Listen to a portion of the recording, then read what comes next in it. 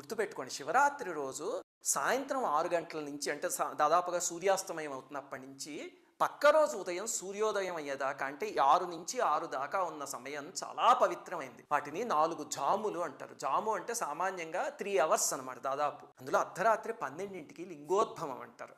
ఆ సమయం పరమ పవిత్రమైనది. అందుకని మీకు కుదిరితే లింగోద్భవం దాకా లేచుండి ఆ సమయానికి అభిషేకం చేయడానికి ప్రయత్నించండి. కొంచెం అభిషేకం చేసిన 5 నిమిషాలు చేసినా సరే అపారమైన ఫలితం. అలాగే ఎన్నిసార్లు చేయాలండి అభిషేకము అంటే, సామాన్యంగా ఏకాదశ రుద్రులు అంటారు పరమేశ్వరుడు యొక్క 11 స్వరూపాలు. అందుకని 11 సార్లు అభిషేకం చేస్తారు. ప్రతి జాము మొదలయ్యేటప్పుడు చేయడం మొదలు పెడితే అంటే 6 గంటలకు కొన్నిసార్లు, 9ంటికి కొన్నిసార్లు, 12 గంటలకు కొన్నిసార్లు అలాగా మీకు ఒక 11 సార్లు చేసేయడం పెద్ద కష్టమేం కాదు. 11 సార్లు చేయడం కుదరలేదు అనుకోండి, 5 సార్లు చేయండి. పరమేశ్వరుడు పంచముఖుడు కదా. అది కుదరకపోతే 3 సార్లు లేకపోతే భక్తితో ఒక్కసారి చేసినా చాలు. ఇక్కడి నుంచి చేయగలిగితే తప్పకుండా పలుకుతాయి.